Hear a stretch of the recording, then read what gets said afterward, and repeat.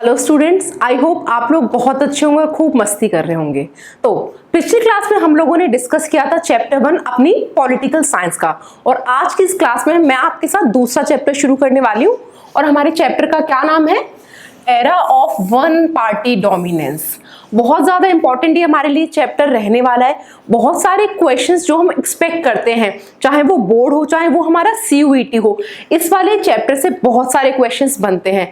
तो कैसे कैसे कहानी आगे बढ़ेगी। जो सबसे पहला हमारा चैप्टर था challenges of the nation building, उसमें मैंने आपको बताया था कि हमारे सामने जब हम मतलब हमें इंडिपेंडेंस मिली, जब हमें आज़ादी मिली, तो हमारे सामने क्या क्या चैलेंजेस थे, कैसे हमें प्रिंसली स्टेट्स को इंटीग्रेट करना था, जो गरीबी थी उसको दूर करना था, एज अ डेमोक्रेसी खुद को सस्टेन करके दिखाना था। ठीक है, तो ये सारी बातें तो हमने फर्स्ट चैप्टर में कवर कर ली थी, और अब सेकंड चैप्टर में हम डिस्कस करेंगे कि कैसे जब हमारी डेमोक्रेसी स्टैब्लिश हो जाती है, हमारे कॉन्स्टिट्यूशन ने रूल्स फ्रेम कर दिए कि ऐसे ऐसे गवर्नमेंट की फंक्शनिंग होगी, लेकिन उसको एक्चुअल में इम्प्लीमेंटेशन करने के लिए क्या क्या चैलेंजेस आए, कैसे इलेक्शन कमीशन ने जो पहला लोकसभा इलेक्शन था वो कंडक्ट कराया, उसके सामने क्या क्या हर्डल्स थे, कैसे जो हमारी कांग्रेस पार्टी थी जो 1885 में जिसका ओरिजिन हुआ था, लगातार 3 लोकसभा इलेक्शंस में उसने विक्ट्री हासिल करी। तो सारी चीजें आज के चैप्टर में हम पढ़ेंगे। तो फटाफट से मैं आपको एक छोटा सा ओवरव्यू दे देती हूँ कि आज के चैप्टर में क्या क्या पॉइंट्स हमारे रहने वाले हैं। हमारा पहला पॉइंट होगा the establishment of a system of free and fair elections. जैसा मैंने आपको अभी बताया था कि कैसे 1950 में इलेक्शन कमीशन ऑफ इंडिया का गठन किया गया, और सुकुमार सेन जो थे वो इसके फर्स्ट जो अध्यक्ष होते हैं वो हमारे बने थे। सेकंड हमारा क्या रहेगा? The domination of Congress party in the immediate years after independence. जो हम एक आप टर्म अक्सर सुनते होंगे ना न्यूज में कि कांग्रेस सिस्टम, तो जो लगातार पहले 3 लोकसभा इलेक्शंस जो हुए थे ना, उसमें कांग्रेस पार्टी ने भारी बहुमत से जीत हासिल करी थी। तो इसीलिए जनरली हम इस पीरियड को 1952 से जो 1967 वाला पीरियड है, इसके बीच में जो 3 लोकसभा इलेक्शंस हुए थे, तो उसको हम कांग्रेस सिस्टम कह के रेफर करते हैं। लास्ट पॉइंट हमारा रहेगा the emergence of opposition parties and there policies. देखिए, कोई पार्टी आई, ऐसा तो नहीं ना हमेशा वो पार्टी पावर में रहेगी, हमेशा चीजें चेंज होती रहती है और होनी भी चाहिए। तो ऐसे ही कैसे धीरे धीरे अपोजिशन पार्टीज जो थी वो पावर में आने लगी, और जो कांग्रेस का जो कांग्रेस सिस्टम था बेसिकली वो कैसे कैसे डिक्लाइन होता है, कैसे अपोजिशन पार्टीज भी पावर में आती हैं, कैसे कैसे चीजें इवॉल्व होती हैं, वो सारी चीजें अब हम विस्तार से एकदम डिस्कस करेंगे। सबसे पहले क्या है हमारे पास? Challenge of building democracy. हमने सबसे पहले चैप्टर में डिस्कस किया था चैलेंजेस ऑफ नेशन बिल्डिंग, जिसमें हमने प्रिंसली स्टेट्स की बात करी थी और कुछ कुछ और चैलेंजेस थे। और सेकंड में हम बात करेंगे कि भाई हमने कॉन्स्टिट्यूशन अपना फ्रेम कर लिया। आपको पता है 1949 में कॉन्स्टिट्यूशन बन गया था और 1950 में वो इंप्लीमेंट हो गया था प्रॉपर। ठीक है, हमने अपना कॉन्स्टिट्यूशन बना लिया, कॉन्स्टिट्यूशन ने हमें रूल्स दे दिए, उसने रूल्स फ्रेम कर दिए कि गवर्नमेंट कैसे फंक्शन करेगी, किस बेसिस पर करेगी। लेकिन ये इतना इजी नहीं था बच्चों। मतलब ऐसा थोड़ी कि हमने बोला कि हमने अपना कॉन्स्टिट्यूशन बनाया, सारी चीजें हमारे फेवर में हो जाए, ऐसा कभी नहीं होता है। एज अ डेमोक्रेसी हमारे सामने बहुत सारे चैलेंजेस से, इतनी सारी पॉवर्टी थी। और जब इंडिया की इंडिपेंडेंस हुई ना बच्चों, तो उसी टाइम पे मतलब वर्ल्ड वाइड बहुत सारे इवेंट्स चल रहे थे, तो बहुत सारी ऐसी कंट्रीज थी उनको भी उसी टाइम पर इंडिपेंडेंस मिला था। जैसे मैं बात करूं तो इंडिया के साथ साउथ कोरिया हुआ, नॉर्थ कोरिया हुआ, बहरीन हुआ, हमारा रिपब्लिक ऑफ कॉन्गो हुआ, इन सबको भी उसी टाइम पे इंडिपेंडेंस मिली थी। लेकिन इन लोगों ने जब देखा ना कि इंडिया कैसे कैसे चैलेंजेस फेस कर रहा है, तो इन्होंने तो हार मान ली। इन्होंने कहा कि हम भाई डेमोक्रेसी अपना ही नहीं सकते ऐसे चैलेंजेस में। तो इन्होंने क्या किया, किसी ने तो मतलब नॉमिनल डेमोक्रेसी अपना ली कि नॉमिनल डेमोक्रेसी अपना लेते हैं, और मतलब लेकिन इफेक्टिवली उसमें 1 पार्टी रूल रहेगा। किसी ने 1 पार्टी रूल को अपना लिया। ठीक है, किसी ने कहा कि हम 1 पार्टी रूल अपना लेंगे, किसी ने तो सीधे आर्मी रूल ही लगा दिया कि भाई आर्मी के कंट्रोल में अगर चीजें रहेंगी तभी अच्छी रहेंगी। लेकिन इंडिया ने वहीं अपने लिए अलग रास्ता चुना। इंडिया ने क्या चुना? डेमोक्रेसी को। India was deeply concern about the idea of democracy. India ने कहा कि हम डेमोक्रेसी का रास्ता ही अपनाएंगे, क्योंकि डेमोक्रेसी क्या करता है? Indian leaders saw it is a way of solving the problems. Indian leaders ने कहा कि डेमोक्रेसी ही एकमात्र रास्ता है जिससे हम अपनी जो एस्पिरेशंस हैं, जो हमारी प्रॉब्लम्स हैं, उसको हम सॉल्व कर सकते हैं। यानी सोचिए उस टाइम पर जब हम 1947 की बात कर रहे हैं तो चीजें कितनी ज्यादा डिफरेंट थी। इंडिया में कितने बड़े लेवल पे पॉवर्टी थी, इलिटरेसी थी, उसके बावजूद इंडिया ने चुना कि हम डेमोक्रेसी के साथ जाएंगे। ठीक है, so India went with democratic politics. तो हमने डेमोक्रेटिक पॉलिटिक्स का आइडिया अपनाया और कैसे कैसे अब उसी रास्ते हम आगे बढ़ रहे हैं वो आप लोग अभी हम देखेंगे। India ultimately adopted the idea of democratic politics. और ये जो डेमोक्रेटिक पॉलिटिक्स का आइडिया है उसको हमने कैसे इम्प्लीमेंट किया इलेक्शन कमीशन ऑफ इंडिया के थ्रू, वो हम आगे पढ़ने वाले हैं अब। चलिए आगे। तो मैं भी आपको बता रही थी कि 1950 में हमने इलेक्शन कमीशन ऑफ इंडिया का गठन किया जिसके थ्रू हमने डेमोक्रेटिक पॉलिटिक्स जो हम अपना आइडिया था उसको आगे बढ़ा रहे थे। Election Commission of India was set up in January 1950 और सुकुमार सेन जी जो थे वो इसके पहले चीफ इलेक्शन कमिश्नर अपॉइंट किए गए। ठीक है, अब इनको अपॉइंट तो कर दिया, इनके सामने बहुत सारे चैलेंजेस थे बच्चों। इतने बड़े लेवल पे पॉवर्टी थी, इलिटरेसी थी, तो ऐसे में मतलब एक बड़े लेवल पे इलेक्शंस कंडक्ट कराना, उसके बारे में सोचना भी अपने आप में बहुत बड़ा एक डॉन्टिंग टास्क था। इनके सामने मेन चैलेंजेस क्या थे? To conduct elections in India at that time was a daunting task as it required delimitation और ड्राइंग ऑफ बाउंड्रीज। मतलब देखिए इतना बड़ा है हमारा इंडिया, उसमें इतने सारे प्रोविंसेस से, इतनी सारी स्टेट्स से, उसको कैसे रीऑर्गेनाइज किया जाए, कैसे डिलिमिटेशन किया जाए कि इस के अंदर ये सारी चीजें हैं, इसके अंदर ये सारी चीजें, वो बहुत बड़ा टास्क था। ठीक है, of electoral constituencies, preparation of electoral rolls, क्योंकि बहुत सारे लोग ऐसे थे जो इलिटरेट थे, उनको अपने अधिकारों के बारे में पता ही नहीं था, तो इनको एक इलेक्टोरल रोल में एनरोल कराना ही बहुत बड़ा टास्क था हमारे लिए। लिस्ट ऑफ एलिजिबल वोटर्स, ये बनाना भी हमारे लिए एक बड़ा टास्क था। तो लेकिन इलेक्शन कमीशन ऑफ इंडिया ने सारे टास्क को बहुत बखूबी निभाया था और उसके बाद हमने अल्टीमेटली 1951-52 में अपने जो फर्स्ट लोकसभा इलेक्शन थे उसको बहुत ही बड़े लेवल पे हमने सक्सीड करने में हम सफल रहे थे। ये चैलेंजेस थे। ठीक है, नेक्स्ट क्या था हमारा? The first general election was also a big test of democracy in a poor and illiterate country. देखिए मैं बार बार आपको इसी चीज पे एम्फेसाइज कर रही हूँ कि उस टाइम पर जब हम 1947 की बात करते हैं तो इंडिया में बड़े पैमाने पर मतलब पॉवर्टी थी और साथ ही साथ इलिटरेसी थी, क्योंकि जो ब्रिटिश थे उन्होंने पूरे तरीके से जो हमारी इकोनॉमी थी उसको बर्बाद कर दिया था। जो यहाँ के लोग थे उनके अधिकारों को, जो मूल अधिकार थे उनको वो तक नहीं दिए थे। ये मेन हमारे सामने चैलेंज था कि बहुत सारी पॉवर्टी थी और बहुत सारे हमारे में इलिटरेट लोग थे। As out of 17 crore eligible voters only 15% were literate. सोचिए 17 करोड़ की आबादी में सिर्फ 15% लोग ही ऐसे थे जो लिटरेट थे, जिनको थोड़ा बहुत ज्ञान था कि वो क्या करना चाहते हैं लाइफ में या क्या कर सकते हैं। बाकी लोगों को तो अपने अधिकारों के बारे में कुछ भी नहीं पता था। India experimented with universal adult suffrage. देखिए आपको पता है कि इंडिया को तो बहुत लेट में इंडिपेंडेंस मिला, लेकिन जो हमारी यूरोपियन कंट्रीज हैं सो कॉल्ड, जैसे अगर मैं बात करूं, अगर जो डेवलप कंट्रीज हैं जैसे यूएसए हुआ, जो यूरोपियन कंट्रीज थी हमारी, ब्रिटेन वगैरह हुआ, ये तो बहुत ज्यादा मतलब डेवलप थे, लेकिन उस कंट्रीज में भी क्या था कि जो महिलाएं थी ना उनको जो वोट करने का अधिकार है वो मिला ही नहीं था। इस मामले में इंडिया ने एक अलग से अपना रास्ता चुना कि हम यूनिवर्सल एडल्ट सफरेज को चुनेंगे। मतलब जितने भी लोग 18 वर्ष की आयु के होंगे उन सभी को मतदान का अधिकार होगा, चाहे वो स्त्री हो पुरुष हो, यानी समानता का अधिकार सबको दिया जाएगा। तो ये अपने आप में बहुत बड़ा चैलेंज भी था और बहुत बड़ी सक्सेस भी थी, क्योंकि जब हम दूसरी कंट्रीज को देख रहे थे तो वहां पे महिलाओं को कोई अधिकार नहीं था ऐसा, लेकिन इंडिया ने ये साबित करके दिखाया कि हम महिलाओं के लिए भी कितना काम कर रहे थे। तो हमने यूनिवर्सल एडल्ट सफरेज को अपनाया, ठीक है, और विमेन को भी हमने अधिकार दिया कि वो राइट्स जो अपने एक्सरसाइज कर सकती हैं, जैसे राइट टू वोट भी उनका एक फंडामेंटल राइट है। फाइनली सारे चैलेंजेस को पार करते हुए हमने अक्टूबर 1951 से लेके फेब 1952 तक बड़े पैमाने पर इलेक्शंस कंडक्ट किए। साइमल्टेनियसली लोकसभा के भी चल रहे थे और स्टेट असेंबलीज जो है उसके इलेक्शंस भी हो रहे थे। तो हमने बड़े लेवल पे इलेक्शंस कंडक्ट करके दिखाया और साथ के साथ सक्सेसफुली हमने इसको कंडक्ट किया। तो बाकी कंट्रीज को हमने बहुत बड़ी इंस्पिरेशन दी कि जब इंडिया जैसी कंट्री जो उस टाइम पे इतनी गरीब थी, इतने सारे चैलेंजेस फेस कर रही थी, अगर वो अपने आप को डेमोक्रेसी की तरह सस्टेन करके दिखा सकती है तो हम क्यों नहीं।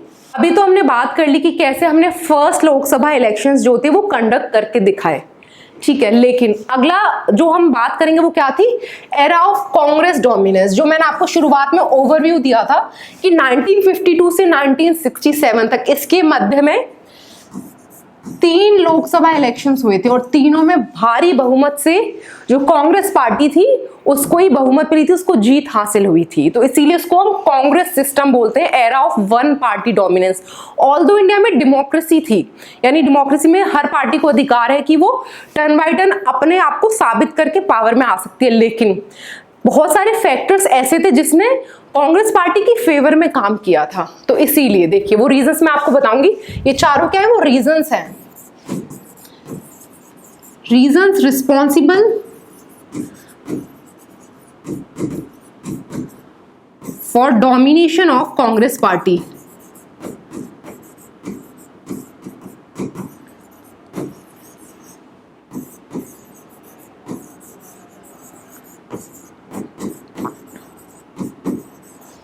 ठीक है, तो एक एक करके हम सारे रीजंस डिस्कस करेंगे कि क्या क्या ऐसे फैक्टर्स थे जो कांग्रेस पार्टी की फेवर में काम कर रहे थे। सो फर्स्ट फैक्टर क्या था, the Congress inherited the legacy of national movement.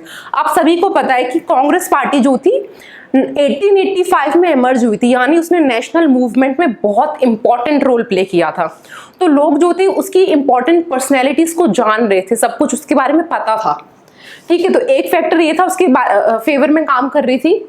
Second क्या था, it was inclusive in nature, यानी डिफरेंट एस्पिरेशंस के जो लोग थे, डिफरेंट आइडियाज के जो लोग थे, उस सभी को इंक्लूसिवली इसने अपने अंदर समा रखा था। यानी अगर किसी की लेफ्टिस्ट आइडियोलॉजी है तो वो भी कांग्रेस का पार्ट था, किसी की राइटिस्ट आइडियोलॉजी है वो भी कांग्रेस का पार्ट था, अगर कोई अमीर है गरीब है, मतलब हर तबके के लोग कांग्रेस से कहीं ना कहीं जुड़े हुए थे।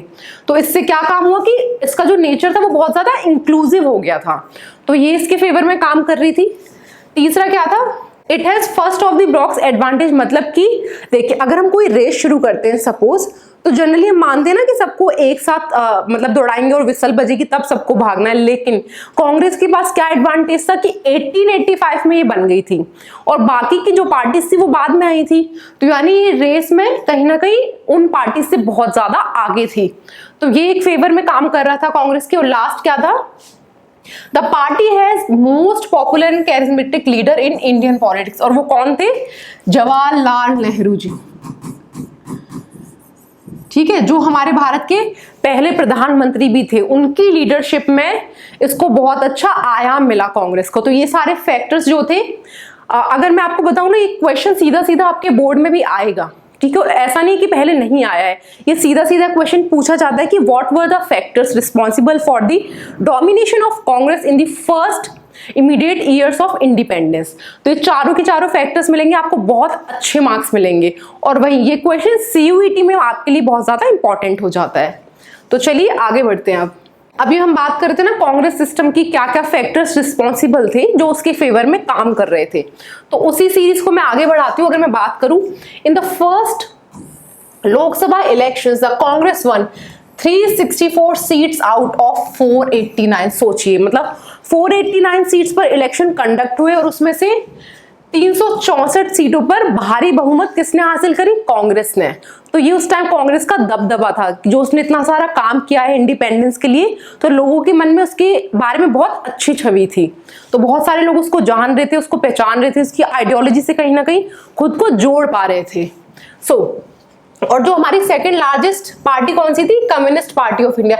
ये बहुत ज्यादा इंपॉर्टेंट क्वेश्चन है आपके लिए, सीयूईटी में सीधा सीधा यहाँ से आपके लिए क्वेश्चन बनेगा, which was the second largest party in the first Lok Sabha election. तो आपको पता होना चाहिए वो कौन सी पार्टी थी। Communist party of India was the second largest party with only 16 seat. सोचिए, कहाँ कांग्रेस ने एक तरफ 364 सीटें हासिल करी, वहीं सेकेंड लार्जेस्ट पार्टी जो थी हमारी सीपीआई, उसको सिर्फ 16 सीटें मिली थी। लेकिन सोचिए, अपनी छवि उसने कहीं ना कहीं थोड़ी सी बना ली थी कुछ कुछ एरियाज में। जैसे सीपीआई की अगर मैं बात करूं तो जो हमारा सदर्न स्टेट्स हैं, केरला हुआ, वहां पर इसका बहुत स्ट्रॉन्ग होल्ड रहा है हमेशा से। उस टाइम पे ऐसा माना जाता है, out of every 4 seats 3 one by Congress, मतलब हर 4 में से 3 सीट कांग्रेस के हिस्से में जा रही थी। ये उसका उस टाइम पे दबदबा था। So, even in state elections, Congress had majority except in Kerala, Madras and Odisha. जब उसके आपको पता है, जैसे मैंने आपको शुरुआत में बताया कि लोकसभा के इलेक्शंस और स्टेट असेंबलीज के इलेक्शंस साइमल्टेनियसली चल रहे थे, जिसको आज के टाइम में भी अभी काफी न्यूज में था कि 1 स्टेट 1 नेशन 1 इलेक्शन वाला कॉन्सेप्ट जो है, इनिशियली हमारा वही था कि मतलब लोकसभा के इलेक्शंस हो और स्टेट असेंबली के इलेक्शन दोनों साथ ही साथ होते थे।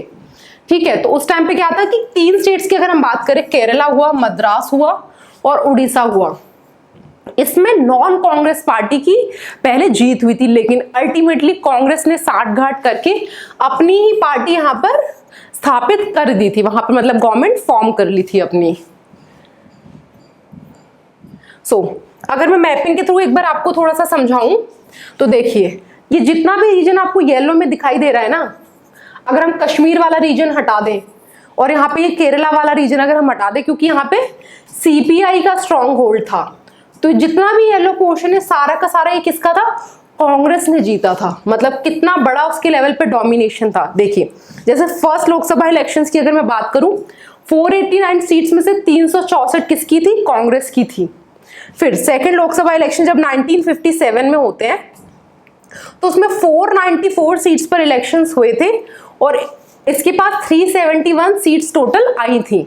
और फिर जो थर्ड लोकसभा इलेक्शंस थे हमारे 1962 में जो होल्ड हुए थे, उसमें 494 सीट्स पर इलेक्शंस हुए थे लोकसभा इलेक्शंस, और कांग्रेस के पास 351 सीटें आई थी। ठीक है, तो यानी लगातार 3 इलेक्शंस में कांग्रेस ने खुद को प्रूव करके दिखाया कि कांग्रेस कितनी बड़ी पार्टी है। इसीलिए इस एरा को एरा ऑफ 1 पार्टी डोमिनेंस हम बोलते हैं। एरा ऑफ 1 पार्टी डोमिनेंस बोलिए या फिर कांग्रेस सिस्टम।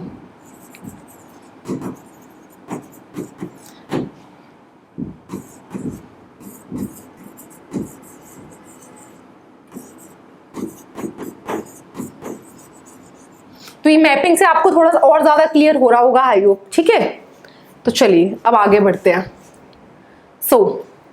नेक्स्ट जो मैं आपको बता रही थी, जो हमारी सेकेंड लार्जेस्ट पार्टी थी जो फर्स्ट लोकसभा इलेक्शंस में, कम्युनिस्ट पार्टी ऑफ इंडिया, तो उसके बारे में थोड़ी सी बात कर लेते हैं क्योंकि बहुत ज्यादा इंपॉर्टेंट है जब सीपीआई की हम बात करते हैं इंडिया में। तो communist victory in Kerala. So in the year 1957, Communist Party won the largest number of seats in the Kerala legislature. मैंने आपको अभी बताया कि केरला में हमेशा से जो लेफ्टिस्ट पार्टी है, जो हमारी कम्युनिस्ट पार्टी है, उसका स्ट्रॉन्ग होल्ड रहा है। So 1957 में उसने अपनी पार्टी बना ली under the leadership of EMS Namboodiripad, जो यहाँ के सीएम बने थे, फर्स्ट सीएम बने थे। इनकी लीडरशिप में हम अपनी पार्टी बना ली। 60 में से मतलब 126 में से टोटल 60 सीट इन्होंने जीती थी, तो मतलब बहुत बड़ी जीत थी इनके लिए। अपनी पार्टी बना ली, लेकिन ऐसा कैसे हो सकता है? कांग्रेस को ये चीज रास नहीं है उस टाइम वहां पर, मतलब क्योंकि हर जगह सेंटर में उसकी पार्टी थी और जो बाकी स्टेट थी वहां पर भी उसी की गवर्नमेंट थी। तो उन्होंने क्या किया, अपनी इस पावर का यूज करते हुए 1959 में कांग्रेस ने जो यहाँ की गवर्नमेंट थी ना, उसको डिसमिस कर दिया with the help of article 356। और आर्टिकल 356 आपने अक्सर न्यूज में देखा होगा, इसकी बहुत ज्यादा रेलेवेंस है इंडियन कॉन्टेक्स्ट में एटलीस्ट। तो क्या है आर्टिकल 356? तो आर्टिकल 356 बेसिकली जो हमारे प्रेसिडेंट है उसको अधिकार देता है कि वो किसी भी राज्य की जो सरकार है उसको मतलब हटा सकती है इस बेसिस पर कि कॉन्स्टिट्यूशनल मैनर पे वहां पर काम नहीं हो रहा है। तो वही आर्टिकल 356 का उन्होंने यूज किया और जो वहां की स्टेट गवर्नमेंट थी उसको डिसमिस कर दिया। यानी बेसिकली आर्टिकल 356 जो है हमारा, वो इमरजेंसी पावर है प्रेसिडेंट की, उसका यूज करके उन्होंने जो वहां की सरकार थी उसको गिरा दिया था सेंटर ने। नेक्स्ट, अब हम बात करेंगे नेचर ऑफ कांग्रेस डोमिनेंस, क्योंकि चैप्टर ही पूरा इस बारे में है कि कांग्रेस की डोमिनेंस क्या थी, क्यों थी, कैसे थी। तो अब हम उसके नेचर के बारे में बात करेंगे कि ऐसा क्या नेचर था उसका कि सब मतलब लगातार 3 जो लोकसभा इलेक्शन से उसमें उसने जीत हासिल करी। ये मैंने आपको शुरुआत में भी बताया था, क्वेश्चन का थोड़ा सा लैंग्वेज चेंज हो सकती है लेकिन जो उसका कंटेंट है वो ऑलमोस्ट सेम है। ठीक है, जैसे पहला क्या है, इनहेरिटर ऑफ नेशनल मूवमेंट, मतलब 1885 में जब ये स्टैब्लिश हुई थी आईएनसी, तब से लेके अब तक ये लगातार नेशनल मूवमेंट में बहुत इंपॉर्टेंट रोल प्ले कर रही थी। जो हमारी पॉलिसीज थी, जो गवर्नमेंट की गलत पॉलिसीज थी उस टाइम पे ब्रिटिश की, उसको ये लगातार अपोज करती हुई आ रही थी। तो लोग इसकी आइडियोलॉजी से भली भांति परिचित से और खुद को उससे जोड़ पाते थे। It was basically inheritor of national movement. Second क्या था, ऑलरेडी आ वेल ऑर्गेनाइज्ड पार्टी, मतलब 1885 में स्टैब्लिश हुई थी, धीरे धीरे करके खुद को इसने as a well organised party की तरह एमर्ज किया था। इनिशियली तो एक प्रेशर ग्रुप की तरह काम कर रही थी, लेकिन धीरे धीरे लोग और ज्यादा जुड़ते गए और ज्यादा ये जो है वेल ऑर्गेनाइज्ड होती चली गई। नेक्स्ट क्या था, इंक्लूसिव इन नेचर। मैंने पहले ही आपको बोला, चाहे किसी की लेफ्टिस्ट आइडियोलॉजी हो, राइटिस्ट हो, कोई इंटेलेक्चुअल हो, कोई गरीब हो, कोई अमीर हो, कोई इंडस्ट्रियलिस्ट हो या XYZ, कोई भी हो, सब लोग कांग्रेस का पार्ट थे किसी ना किसी रूप में। तो इसका नेचर जो था वो बहुत ज्यादा इंक्लूसिव था, यानी सभी को साथ लेके चलने वाला था। लास्ट क्या था, it has first of the blocks advantage. ये भी मैंने आपको शुरुआत में बताया कि क्योंकि जो कांग्रेस की स्टैब्लिशमेंट थी 1885 में ही हो गई थी, तो यानी वो बाकी लोगों से कहीं ना कहीं बहुत आगे थी। तो उसकी जो आइडियोलॉजी थी, जो उसका लोगों के साथ जुड़ाव था, वो बहुत ज्यादा था। तो इसको ये एडवांटेज था, first of the blocks advantage. तो ये था नेचर ऑफ कांग्रेस की हमने बात करी। यहाँ से भी बोर्ड में बच्चों आपके लिए सीधा सीधा सवाल बनता है कि describe the nature of the Indian national Congress. तो उसमें आप ये सारे पॉइंट्स मेंशन करेंगे तो आपको बहुत अच्छे नंबर मिलेंगे। नेक्स्ट क्या है बच्चों हमारा टॉपिक, नेक्स्ट टॉपिक है हमारा Congress as a social and ideological coalition. देखिए, भले ही लगातार 3 जो पहले लोकसभा इलेक्शंस हुए थे उसमें कांग्रेस ने भारी बहुमत हासिल की थी, लेकिन हमेशा चीजें सेम नहीं रहती। जो मतलब पॉलिटिक्स चीज ही ऐसी है कि जो पार्टी पावर में वो अगले साल हो सकता है अपोजिशन में चली जाए। तो ये सारी चीजें होने से पहले क्या हुआ ना, धीरे धीरे कांग्रेस का दबदबा कम होने लगा, क्योंकि बहुत सारी पॉलिटिकल पार्टीज जो थी मतलब वो एमर्ज हो रही थी। तो ऐसे में क्या किया, कांग्रेस ने अपनी जो बादशाहत है उसको कायम रखने के लिए कोएलिशन पार्टीज की तरह काम करना, जैसे दूसरी पार्टी के साथ साठगांठ करके पार्टी बना ली, अगर खुद बहुमत में नहीं है तो और जो पार्टीज थी उनको अपने साथ मिला लिया, तब गवर्नमेंट बना ली। तो ये सारी चीजें करने लगी थी। तो कोएलिशन का मतलब होता यही है बेसिकली कि बहुत सारी पार्टीज जब मिलकर साथ में काम करती है वो कोएलिशन, यानी गठबंधन की सरकार जिसको हम बोलते हैं ना। अब तो बेसिकली हम उसके लिए अलायंस वर्ड यूज करते हैं, लेकिन जब हम एक कोएलिशन की बात करते हैं तो ये इसी रेफरेंस में हम बात करते हैं। In 1885 INC emerge as a pressure group. मैंने आपको बताया कि आईएनसी मतलब इंडियन नेशनल कांग्रेस जो है उसकी स्टैब्लिशमेंट 1885 में हो गई थी as a pressure group for newly educated professional and commercial classes. यानी ये जो जितनी भी क्लासेस थी, चाहे वो पढ़े लिखे लोग हों, प्रोफेशनल लोग हों, जैसे लॉयर वगैरह हम देखें, लॉयर्स की डोमिनेंस तो कांग्रेस में बहुत ज्यादा थी हमेशा से। चाहे वो कॉमर्शियल क्लास हो, जो बिजनेस क्लास थी वो भी इसका पार्ट थी। It provided a basis for its eventual transformation into a mass political party. तो सोचिए, कांग्रेस ने अपनी जो जर्नी थी वो एज अ प्रेशर ग्रुप शुरू करी थी, लेकिन उसी प्रेशर ग्रुप को उसने बेस बनाकर अपने आप को ये साबित करके दिखाया कि हम एक मास पॉलिटिकल पार्टी भी बन सकते हैं। It began as a party dominated by English-speaking upper caste, elite class and accommodated gradually diverse groups such as industrialists, revolutionaries, pacifists, conservative and radical, left, right, etc. जैसे मैंने बताया इनिशियली क्या था, जो पढ़े लिखे लोग थे ना, जैसे क्योंकि उस टाइम पे जब हम 1885 की अगर मैं बात कर रही हूँ तो बहुत कम ऐसे लोग थे जो पढ़े लिखे थे, जैसे लॉयर्स हुए या कुछ प्रोफेशनल्स हुए, उन्हीं को ज़्यादा चीज़ों की नॉलेज थी, तो वही क्या थे, कांग्रेस का पार्ट थे। लेकिन धीरे धीरे क्या हुआ, कांग्रेस जो थी एज अ कोएलिशन एमर्ज हो रही थी, यानी उसका जो नेचर था वो इंक्लूसिव होता जा रहा था। तो धीरे धीरे अमीर हो, गरीब हो, कोई रेवोल्यूशनरी, कोई पैसिफिस्ट है, कोई कंजर्वेटिव नेचर का है, तो सबको उसने सबके व्यूज को अपने अंदर समाहित कर लिया था। नेक्स्ट क्या है, tolerance and management of factions. तो जब कोएलिशंस, जब एक ही पार्टी के अंदर जब अलग अलग मत होंगे तो भेदभाव होना तो बहुत स्वाभाविक है। मतलब अगर सोचिए घर में भी अगर आप देखते हैं तो सबके व्यूज सेम तो नहीं होते ना, मम्मी कुछ और कह रही हैं, पापा कुछ और बोल रहे हैं, भाई कुछ और बोल रहा है, तो वहां पे भी खटपट होती रहती है। तो सेम यही था कांग्रेस में भी, जब इतने सारे डाइवर्स ग्रुप्स थे, इतनी सारी डाइवर्स आइडियोलॉजीज थी, तो वहां पर भी छोटे छोटे रिफ्ट हो रहे थे। लेकिन कांग्रेस ने क्या किया, सबको पैसिफाई करने की कोशिश करी। Basically a coalition accommodates all those who join it to avoid extreme position and strike a balance। तो ये चीज कांग्रेस भी कर रही थी कि सबको अकोमोडेट कर लिया, गरीब हो अमीर हो सबको अपने साथ लेके चल रही थी। दूसरा क्या थी, there is a greater tolerance of internal differences. जो भी डिफरेंसेस थे इंटरनली, कांग्रेस उन सबको टॉलरेट करके उसको पैसिफाई करने की, उसको सुलझाने की कोशिश में लगी हुई थी। And ambitions of various groups, These groups inside party are called factions। जो ये factions थे बेसिकली, जैसे अगर एक फैक्शन की मैं बात करूं, सोशलिस्ट पार्टी जो थी, सोशलिस्ट पार्टी, तो वो इनिशियली कांग्रेस का ही पार्ट थी, मतलब उसका ही एक छोटा सा फैक्शन थी जो बाद में उससे अलग हट गई थी।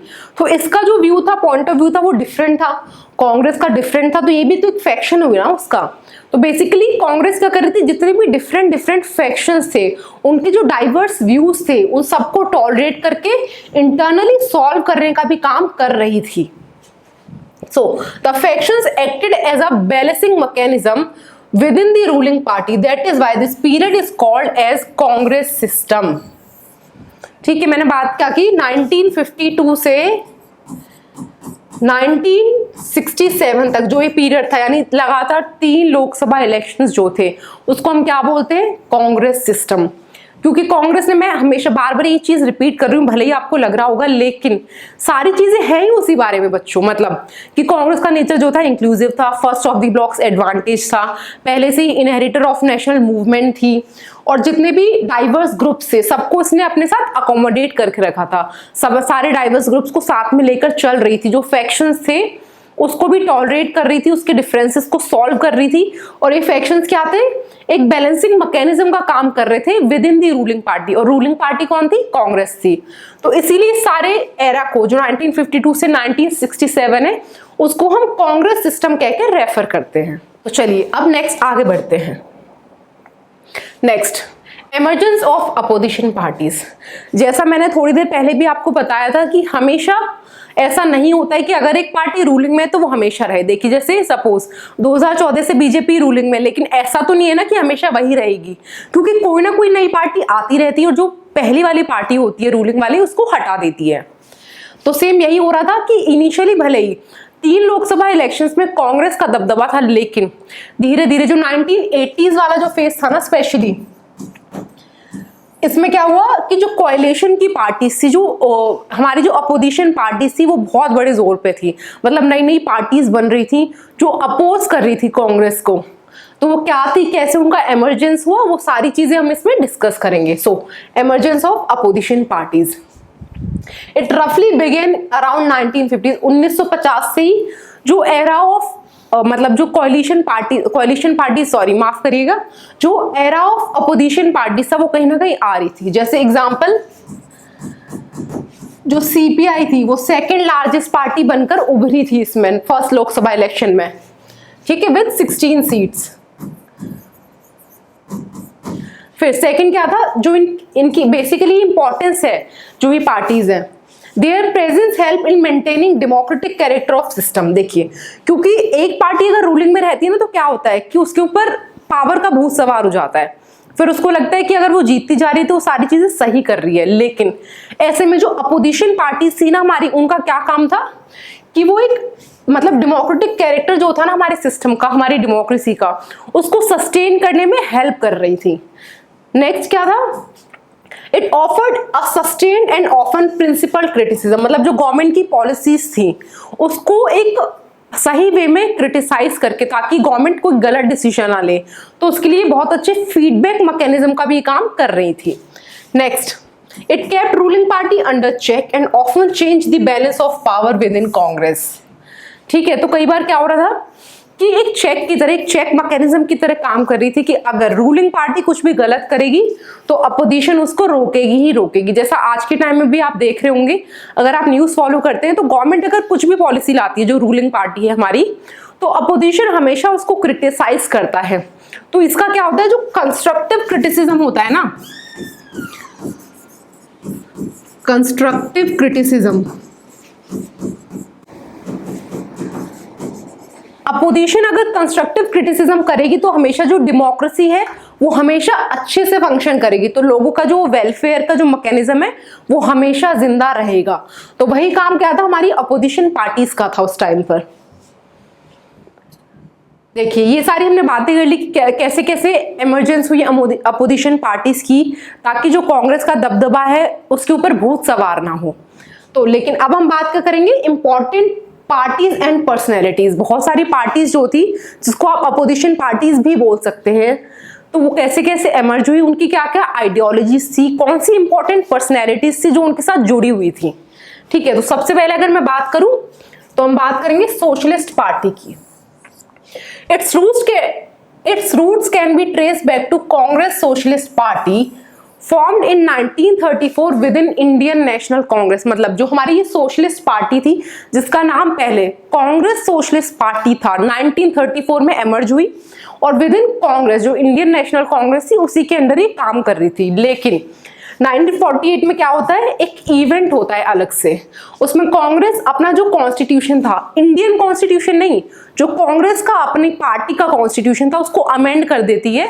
इसके थ्रू वो क्या करना चाहते थे कि एक मेंबर के पास ड्यूअल मेंबरशिप ना रहे, मतलब वो इंडियन नेशनल कांग्रेस की मेंबरशिप भी इंजॉय कर रहा है, सोशलिस्ट पार्टी की मेंबरशिप भी इंजॉय कर रहा है, तो वो इस चीज को खत्म करना चाहती थी। तो इसीलिए 1948 में वो अपना जो कॉन्स्टिट्यूशन था उसको अमेंड कर देती है।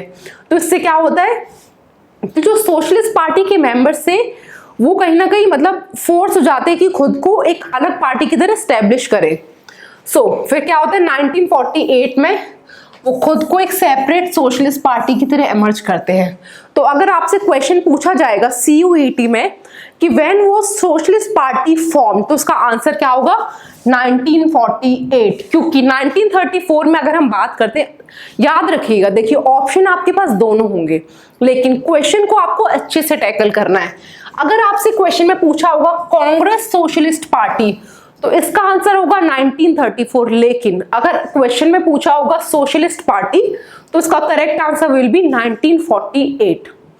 ठीक है, देखिए ये सोशलिस्ट पार्टी 1948 में बन गई, लेकिन इसकी आइडियोलॉजी थी welfare of people, socialistic pattern पे। तो इसको एक बड़ा सेटबैक कब मिलता है, जब जो हमारी इंडियन नेशनल कांग्रेस थी 1955 में ये डिसाइड करती है कि जो हमारी इंडियन नेशनल कांग्रेस हो उसका जो बेसिस है वो क्या रहेगा, सोशलिस्ट पैटर्न पे हम डेमोक्रेसी को आगे बढ़ाएंगे। तो उस टाइम पे इसके लिए थोड़ा सा ना असमंजस की स्थिति बन जाती है कि भाई जिस चीज के लिए हम काम कर रहे थे अगर कांग्रेस भी उसी पैटर्न को फॉलो करेगी तो हम डिफरेंट कैसे हुए। ठीक है, 1955 में कांग्रेस अडॉप्ट करती है सोशलिस्टिक पैटर्न को अवाधी सेशन में, और ये अवाधी कहां पर है, चेन्नई में एक जगह है।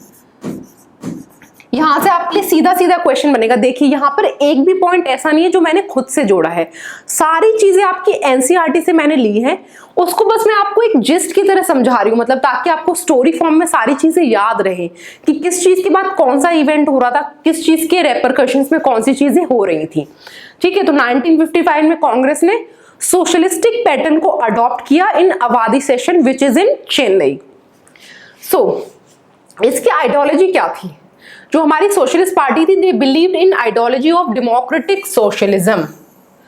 ठीक है, तो ये आपसे पूछ सकते हैं, क्वेश्चन क्या हो सकता है कि विच party followed the concept of democratic socialism. तो नाम से ही आपको थोड़ा सा आइडिया हो गया होगा कि कौन सी पार्टी थी, सोशलिस्ट पार्टी। इसकी इंपॉर्टेंट पर्सनैलिटीज कौन कौन सी थी, जो लोग इससे जुड़े हुए थे, जिन्होंने इसका कहीं ना कहीं शुरुआत करी थी। कौन थे, आचार्य नरेंद्र देव, ठीक है, इनकी क्या फिलॉसफी थी वो भी मैं आपके साथ आगे थोड़ा सा डिटेल में डिस्कस करूंगी। अच्युत पटवर्धन, अशोक मेहता, राम मनोहर लोहिया, जिनके नाम में दिल्ली में हॉस्पिटल भी है वो यही थे, राम मनोहर लोहिया, एस.एम. जोशी। ये जितनी भी इंपॉर्टेंट पर्सनैलिटीज हैं ये सीधे सीधे एग्जाम में आपसे क्वेश्चन बनेगा यहाँ से कि कौन सी पर्सनैलिटी किस पार्टी से जुड़ी हुई थी। तो जो भी चीजें मैं आपको बता रही हूँ एकदम आपको टिप्स पर याद होनी चाहिए। अगर जैसे आ जाता है क्वेश्चन कि suppose Acharya Narendra Dev was related to which party, तो आपको पता होना चाहिए कि वो सोशलिस्ट पार्टी से जुड़े हुए थे। तो ऐसे ही आपको सारे नाम याद होने चाहिए। मैं एक बार और डिटेल में आपको थोड़ा सा बता देती हूँ ताकि रिवीजन भी साथ के साथ हो जाए। पहले कौन थे? Acharya Narendra Dev, Achyut Patwardhan, Ashok Mehta, Ram Manohar Lohia and S M. Joshi. They were all belong to socialist party. ठीक है, तो चलिए इस पार्टी की बात हो गई। अब हम नेक्स्ट पार्टी की तरफ बढ़ते हैं। हमारी नेक्स्ट पार्टी कौन सी है? Communist party of India. इसकी तो बात मैंने शुरुआत से ही करी थी और अब तक कर रही हूँ। ठीक है, 1957 में जब इलेक्शन 1952 में जो इलेक्शन हुआ था, फर्स्ट लोकसभा इलेक्शन, तो ये हमारी सेकेंड लार्जेस्ट पार्टी थी विद 16 सीट्स।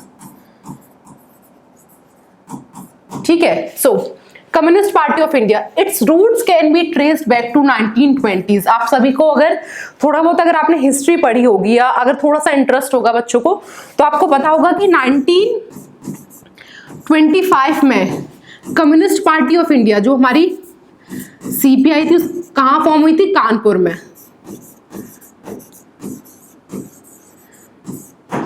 ठीक है, तो यानी इसके जो रूट्स हैं हम ट्रेस बैक कर सकते हैं 1920s के एरा में। It took inspiration from Russia and supported socialism as solution for problems affecting country। और इनका क्या मानता था? बेसिकली रशिया क्या है ना, जो सोवियत इकोनॉमी थी, जो सोवियत मॉडल था, वो सोशलिस्टिक मॉडल था। जो मिक्स इकोनॉमी जो इंडिया में हमने अडॉप्ट की है वो कहीं ना कहीं सोवियत मॉडल पे बेस्ड है। तो रशिया जो था वो सोशलिज्म को फेवर करता था। तो जो ये कम्युनिस्ट पार्टी ऑफ इंडिया थी, इसने इंस्पिरेशन कहाँ से ली थी? रशिया से ली थी। तो इसका जो मेन मोटिव था वो क्या था कि जो कैपिटलिस्टिक क्लास है ना, जो बेसिकली जो हम बोलते हैं जो इंडस्ट्रियल क्लास है हमारी, वो एक्सप्लॉइट करती है लोगों को। तो इसका मानना था कि हमें सोशलिस्टिक पैटर्न को अपनाना चाहिए ताकि लोगों का भला हो सके, जो प्रॉफिट है उसको इक्विटेरियन मैनर पे हम डिस्ट्रीब्यूट कर सके। उसमें एक मेजर स्प्लिट होता है 1964 में, क्योंकि आइडियोलॉजिकल रिफ्ट हो जाता है दोनों के बीच में। इनिशियली तो एक ही पार्टी थी, कम्युनिस्ट पार्टी ऑफ इंडिया, लेकिन फिर जो हमारी पर्सनैलिटीज होती है ना उसमें रिफ्ट क्रिएट होना शुरू होता है। तो उससे क्या होता है कि the pro Soviet faction remained as CPI. जो रशिया को फेवर कर रहे थे, जो उसकी आइडियोलॉजी से इंस्पायर्ड थे, वो लोग तो सीपीआई ही रहते हैं कि हम तो भाई इसी को फॉलो करेंगे, हमको कम्युनिस्ट पार्टी ऑफ इंडिया ही रहना है। लेकिन जो चाइनीज सोशलिज्म को, जो चाइना की सोशलिज्म को फॉलो कर रहे थे या उसमें बिलीव करते थे, उन्होंने क्या बनाया? CPI M. एम मतलब मार्क्सिस्ट। और मार्क्सिस्ट जो है मतलब वो एक ऐसा फिलोसोफर है या ऐसे थिंकर थे जिसको रेजिस्ट करना बड़ा मुश्किल है। मतलब अगर किसी भी चीज की बात होगी, मार्क्सिस्ट की बात ना हो, ऐसा कभी नहीं हो सकता, क्योंकि उन्होंने ऐसी फिलॉसफी दी है कि जो कैपिटलिस्टिक क्लास है वो जो लोअर तबका उसका शोषण करती है, हमें स्टेट को हटाना होगा, हमें क्लासलेस सोसाइटी फॉर्म करनी है, स्टेटलेस सोसाइटी फॉर्म करनी है। तो मतलब इनकी आइडियोलॉजी को रेजिस्ट करना बहुत मुश्किल है। तो सीपीआईएम यानी जो चाइनीज फॉलोअर्स थे, चाइनीज आइडियोलॉजी के फॉलोअर्स थे, उन्होंने सीपीआईएम बनना कबूल किया। इसकी इंपॉर्टेंट पर्सनैलिटीज कौन कौन थी जो कम्युनिस्ट पार्टी ऑफ इंडिया से जुड़ी हुई थी? पहले हमारे हुए ए.के. गोपालन, ऐसे डांगे, ईएमएस नामूद्री पद, जो केरला के फर्स्ट सीएम भी बने थे 1952 में, जब 57 में जब ये इलेक्शंस जीत गए थे। पीसी जोशी हुए, अजय घोष हुए और लास्ट हमारे पी सुंदरैया। तो ये सारी जो भी इंपॉर्टेंट पर्सनैलिटीज थी कम्युनिस्ट पार्टी ऑफ इंडिया से जुड़ी हुई थी। तो सारी चीजें आपको टिप पे याद होनी चाहिए। ए.के. गोपालन, ऐसे डांगे, ईएमएस नामूद्री पद, पीसी जोशी, अजय घोष, पी सुंदरैया, ये सारे किससे जुड़े थे? Communist party of India. यहाँ से सीधा सीधा क्वेश्चन है आपके लिए, इसीलिए मैंने आपको स्लाइड की फॉर्म में ये चीजें कराई है। मैं चाहती तो बीच बीच में चैप्टर में भी आपको थोड़ा बता सकती थी, लेकिन मेरा पर्पस यही है कि आपको सारी चीजें एकदम टिप पर याद हो। नेक्स्ट नेक्स्ट है हमारा भारतीय जनसंघ। ये तो मतलब पूरे साल न्यूज में रहता ही है भारतीय जनसंघ, क्योंकि जो हमारी बीजेपी की पार्टी है उसके ट्रेसेस भी आपको कहीं ना कहीं इसमें मिलेंगे। और जो भारतीय जनसंघ है वो जो आरएसएस जो हमारी है, राष्ट्रीय स्वयंसेवक संघ जो है, उससे कहीं ना कहीं इंस्पायर्ड था। तो भारतीय जनसंघ क्या था, कब एमर्ज हुआ? It was formed in 1951 with Shyama Prasad Mukherjee as its founder president. यानी जो एसपी मुखर्जी जिनके नाम पे दिल्ली यूनिवर्सिटी में एक कॉलेज भी है, तो वो इसी के ओरिजिनेटर थे, बेसिकली प्रपाउंडर जो थे वो यही थे। 1957 में भारतीय जनसंघ का जन्म होता है, वो कहीं ना कहीं स्थापित की जाती है। Its lineage can be traced back to RSS, Rashtriya Swayamsevak Sangh, and Hindu Mahasabha.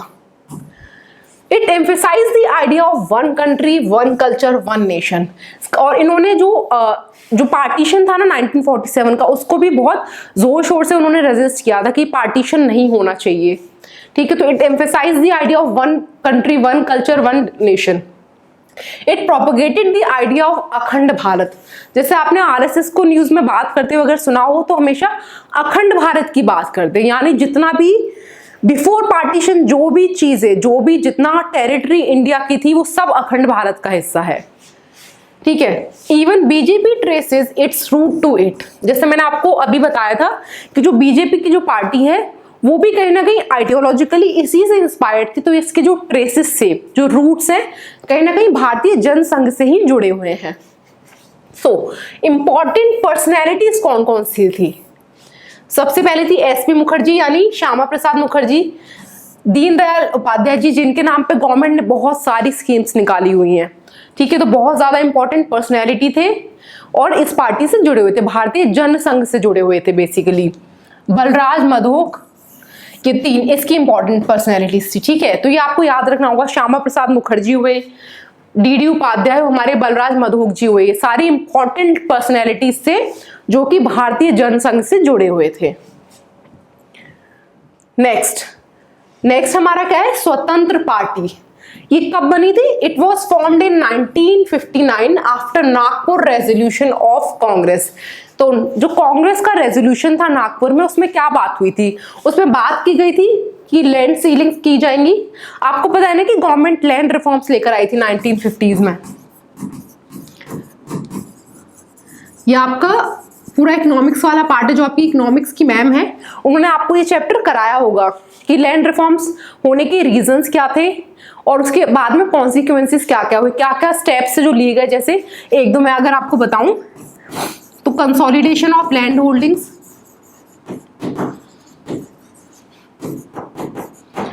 Tenancy reforms हुए,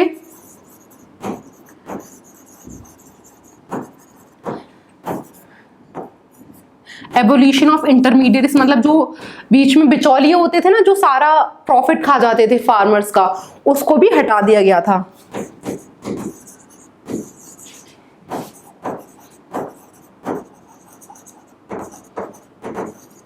तो तीन चार कुछ मेजर रिफॉर्म्स थे जिसमें से तीन मैंने आपको ये अभी बता दी हैं। तो जो नागपुर रेजोल्यूशन था बेसिकली कांग्रेस का, उसमें यही बात की गई कि जो लैंड सीलिंग्स हैं वो इम्प्लीमेंट की जाएंगी और एडॉप्शन ऑफ कोऑपरेटिव फार्मिंग, ये भी जो क्या था, जो लैंड रिफॉर्म्स था ना उसका ही पार्ट था कि लैंड सीलिंग होगी कि एक पर्टिकुलर एकड़ या उससे ज्यादा ना कोई लैंड अपने पास नहीं रख सकता, उसको वो सरकार को देनी होगी ताकि सरकार बाकी लोगों में डिस्ट्रीब्यूट कर सके। तो उससे क्या होगा कि इगैलिटेरियन सोसाइटी फॉर्म हो जाएगी उससे, क्योंकि ऐसा थोड़ी होगा कि अगर एक किसान के पास है 100 बीघे जमीन, दूसरे के पास बेचारे के पास कुछ भी नहीं है। तो इसी चीज से डील करने के लिए गवर्नमेंट 1950s में लैंड रिफॉर्म लेके आती है और उसके लिए कांग्रेस ने नागपुर में एक रेजोल्यूशन निकाला। लेकिन जो स्वतंत्र पार्टी के मेंबर्स थे वो ऑफेंड हो गए इस चीज से, उनको लगा कि ये तो बहुत गलत चीज है। स्वतंत्र party wanted the government to be least involved in controlling economy। उनका मानना था कि गवर्नमेंट को तो इंटरफेयर करना ही नहीं चाहिए इकोनॉमी में, मतलब लीस्ट इंटरफेरेंस होना चाहिए। It was critical of centralise planning, कोई सेंट्रलाइज प्लानिंग नहीं होनी चाहिए इनके अकॉर्डिंग, कोई नेशनलाइजेशन नहीं होना चाहिए बैंक्स वगैरह का या पब्लिक सेक्टर का कोई रोल नहीं होना चाहिए। और it favoured the idea of individual freedom. इनका मानना था, नाम से ही पता चल रहा होगा आपको कि स्वतंत्र पार्टी का मतलब मोटो था कि इंडिविजुअल फ्रीडम होनी चाहिए। ठीक है, तो कुछ छोटी सी ट्रिक्स आप लगा सकते हैं याद करने के लिए। इंपॉर्टेंट पर्सनैलिटीज कौन कौन सी थी इससे जुड़ी? सी राजगोपालाचारी, के एम मुंशी, एन जे रंगा, मीनू मसानी। ठीक है, ये जो स्वतंत्र पार्टी है ये भी बहुत ज्यादा इंपॉर्टेंट है बच्चों। सीधा सीधा क्वेश्चन आपके लिए आएगा कि जो मीनू मसानी थे, सी राजगोपालाचारी जिनको भारत रत्न भी दिया गया था, तो ये सारे किस पार्टी से जुड़े हुए थे? तो ये किससे जुड़े थे? स्वतंत्र पार्टी से जुड़े हुए थे। अब कुछ कुछ ना आपकी जो एनसीईआरटी है साइड में आपने कुछ कुछ फोटोज देखे होंगे चैप्टर 2 में, ठीक है, तो उसको हम थोड़ा सा डिस्कस कर लेते हैं क्योंकि सीधा सीधा क्वेश्चन आपके लिए वहां से आ सकता है। क्योंकि मैंने जो प्रीवियस ईयर देखा है ना सीयूईटी का, तो मैंने एक चीज उसमें एनालाइज की है कि जो आपके साइड में छोटे छोटे बॉक्सेस बने होते हैं ना, वो वहां से भी क्वेश्चन पुट कर रहे हैं, वहां से भी क्वेश्चन बना दे रहे हैं।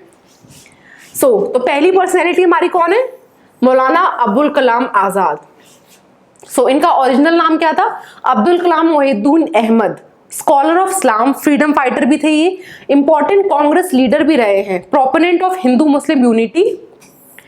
ठीक है, अपोज टू पार्टीशन, पार्टीशन को अपोज किया। जो फर्स्ट चैप्टर था तब मैंने इनके बारे में थोड़ा सा आपको बताया था कि ये भी जो पार्टीशन हो रहा था उसको कैसे जोर शोर से अपोज कर रहे थे। Member of constituent assembly, education minister in first cabinet of free India. जो इंपॉर्टेंट पॉइंट है पूरे इस छोटे से बॉक्स का वो क्या है कि he was the first education minister. तो ये चीज आपको याद रखनी है। सीधा सीधा आपसे क्वेश्चन पूछ लेंगे अगर उनको पूछना रहेगा कि who was the first education minister in first cabinet of free India. याद रखिएगा बात, वर्ड क्या मतलब जो उसका क्रक्स क्या है, जो फ्री इंडिया है उसमें पहला जो हमारा एजुकेशन मिनिस्टर वो कौन थे? वो थे मौलाना अबुल कलाम आजाद। यहां से आपका पूरे में सबसे ज्यादा इंपॉर्टेंट क्वेश्चन यही बनेगा। ठीक है, नेक्स्ट हमारी पर्सनैलिटी कौन है? Rajkumari Amrit Kaur. She was a Gandhian and freedom fighter, belong to the royal family of Kapurthala. ठीक है, inherited Christian religion from her mother. She was also a member of constituent assembly, minister of health in independent India's first ministry. यहां से आपके लिए important question क्या रहेगा कि she was the first minister for health in free independent India, continued as health minister in till 1957। ठीक है, तो यहां से क्या इंपॉर्टेंट क्वेश्चन बनेगा आपके लिए? ये वाला। हर बॉक्स में से एक या दो ही आपके लिए इंपॉर्टेंट क्वेश्चन है, तो इसीलिए मैंने आपको सीधा सीधा फोटोज लगा के दिखाई है ताकि फोटो भी आपको थोड़ा सा देख के चीजें याद हो जाए। नेक्स्ट हमारी इंपॉर्टेंट पर्सनैलिटी कौन है? आचार्य नरेंद्र देव। जो सबसे पहले हमने सोशलिस्ट पार्टी की बात करी थी, इसके founder, one of the founders ये भी थे। कब बनी थी? 1948 में। ठीक है, तो Acharya Narendra Dev, he was a freedom fighter and founding president of the Congress Socialist Party. Congress Socialist Party कब बनी थी? 1934 में। क्वेश्चन को बहुत ध्यान से आपको पढ़ना है बच्चों की। क्वेश्चन में आपसे कांग्रेस सोशलिस्ट पार्टी पूछा है या सिर्फ सोशलिस्ट पार्टी पूछा है, तो उसी के अकॉर्डिंग आपका आंसर क्या है? चेंज हो जाएगा। Jailed several times during the freedom movement, active in peasants movement, a scholar of Buddhism, after independence led the socialist party, जो मैंने बात करी ना 1948 में बनी थी।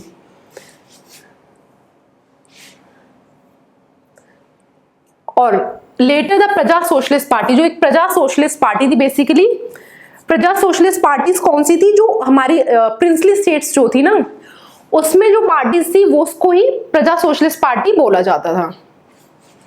ठीक है, नेक्स्ट BR अंबेडकर जी, इनको तो कौन नहीं जानता होगा। कॉन्स्टिट्यूशन में बहुत इंपॉर्टेंट रोल इन्होंने प्ले किया है। First law minister of India, law maker of India जिसको हम बोलते हैं। ठीक है, leader of the anti caste movement and the struggle for justice to the Dalits, scholar and intellectual, founder of independent labour party. Important question है, आपसे question क्या पूछेंगे? Who was the founder of independent labour party, तो उसके founder कौन थे? BR Ambedkar ji. Later founded the scheduled class federation, plan the formation of Republican party of India. एक और इंपॉर्टेंट क्वेश्चन यहां से बनेगा। ठीक है, who was the founder of Republican party of India, member of viceroys executive council during the second world war, chairman drafting committee of the, ये एक और क्वेश्चन आपके लिए आ गया कि who was the chairman of the drafting committee of constituent assembly. बहुत important personality है BR Ambedkar जी। तो आपको जो 2-3 इंपॉर्टेंट क्वेश्चन है यहाँ से वो सीधे सीधे याद रखने हैं। So he was minister in Nehru's first cabinet after independence, resigned in 1951 due to differences over the Hindu Code Bill, adopted Buddhism in 1956 with thousands of followers. आप सभी को पता होगा कि जो B.R. अम्बेडकर जी हैं उन्होंने कैसे बाद में बुद्धिज्म को अडॉप्ट कर लिया था. So नेक्स्ट पर्सनैलिटीज हमारी कौन सी हैं? नेक्स्ट है रफी अहमद किडवई. ठीक है, ये भी जो हमारी कॉन्स्टिट्यूएंट असेंबली थी उसकी जो ड्राफ्टिंग कमेटी थी उसके बहुत इंपॉर्टेंट मेंबर रहे हैं. So he was a Congress leader from Uttar Pradesh, minister in UP in 1937, again in 1946, minister for communications in the first ministry of free India. Important question है. देखिए, या तो आपसे सीधा सीधा क्वेश्चन पूछेंगे कि जो फर्स्ट मिनिस्ट्री थी वो किसके पास थी इस चीज की, फर्स्ट एजुकेशन मिनिस्टर कौन था. दूसरा, वो आपको मैच द फॉलोइंग टाइप की चीजें भी दे सकते हैं कि एक तरफ मिनिस्टर्स के नाम लिख दिए, दूसरी तरफ उनके पोर्टफोलियो लिख दिए. तो आपको कोड बिठाना होगा कि ए से बी में मतलब ए से 1 मैच हो रहा है, बी से ये मैच हो रहा है. तो ये सारी चीजें आपको पता होंगी तभी आप अच्छे से उसको मैच कर पाएंगे. सो ही was first minister for communication in first ministry of independent India. Food and agriculture minister 1952 से 1954 तक ये फूड एंड एग्रीकल्चर मिनिस्टर भी रहे हैं. सो नेक्स्ट इंपॉर्टेंट पर्सनैलिटी कौन थे? A.K. गोपालन, जो हमारी CPI थी उसके इंपॉर्टेंट मेंबर ये रहे हैं. मैंने आपको अभी कम्युनिस्ट पार्टी ऑफ इंडिया कराया था तो उससे ये जुड़े हुए थे. सो communist leader from Kerala, worked as a Congress worker initially, joined the Communist Party in 1939. After the split in Communist Party in 1964, he joined the CPIM, यानी Communist Party of India, Marxist को इन्होंने join कर लिया था. And worked for strengthening the party, respected as a parliamentarian, member of parliament from 1952. Important चीज आपके लिए क्या है कि ये कम्युनिस्ट पार्टी ऑफ इंडिया से जुड़े हुए थे और 1964 में इन्होंने CPIM को ज्वाइन कर लिया था. यहीं से ये 2 इंपॉर्टेंट क्वेश्चन आपके लिए निकल कर आएंगे.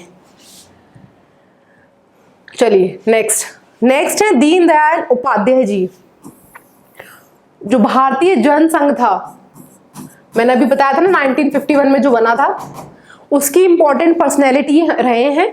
So he was full-time RSS worker since 1942, founder member of the भारतीय जनसंघ. यही आपके लिए बहुत ज्यादा इंपॉर्टेंट क्वेश्चन रहेगा. General secretary and later president of Bharatiya Jansangh, initiated the concept of integral humanism.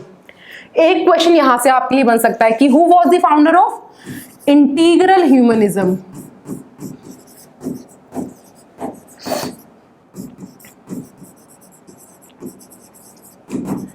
ठीक है, 2 क्वेश्चन यहां से आपको याद रखने हैं बस कि किस पार्टी से जुड़े हुए थे और कॉन्सेप्ट ऑफ इंटीग्रल ह्यूमनिज्म किसने दिया था. सो नेक्स्ट क्या थे? श्यामा प्रसाद मुखर्जी, ये भी भारतीय जनसंघ से जुड़े हुए थे. Leader of Hindu Mahasabha, founder of Bharatiya Jansangh. First जो प्रेसिडेंट थे भारतीय जनसंघ के वो यही थे. ठीक है, minister in Nehru's first cabinet after independence, resigned in 1950 due to difference over relations with Pakistan. Member of Constituent Assembly and later the first Lok Sabha. He was opposed to India's policy of autonomy to Jammu and Kashmir. Arrested during Jan Sangh's agitation against Kashmir policy. Died during detention. तो important question क्या है कि भारतीय जनसंघ के founder president कौन थे? तो वो कौन थे? श्यामा प्रसाद मुखर्जी.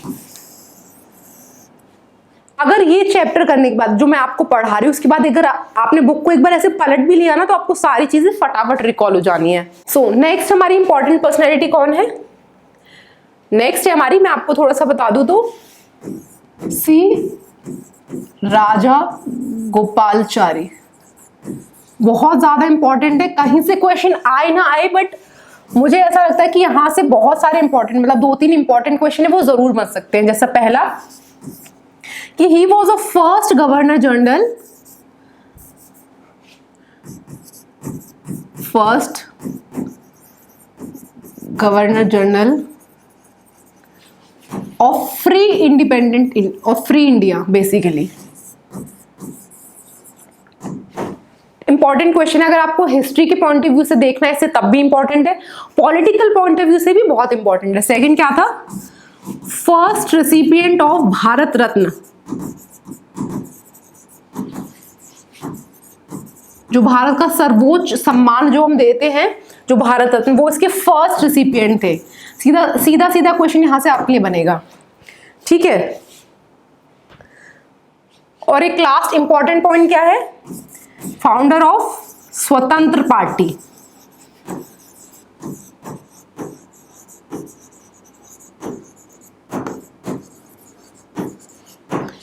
देखिए बहुत सारे इंपॉर्टेंट पॉइंट्स और है, जैसे कि he was an associate of Mahatma Gandhi, पहली जो काउंसिल थी उसके मेंबर थे। लेकिन जहां से क्वेश्चन बनेगा वो क्या पॉइंट है, पहला, दूसरा, तीसरा, ये पॉइंट आपको हमेशा याद रखना है। ये हो गया। सारी इंपॉर्टेंट पर्सनैलिटीज हमने कवर कर ली। अब हम मिलेंगे अपनी अगली क्लास में, तब तक के लिए थैंक यू सो मच।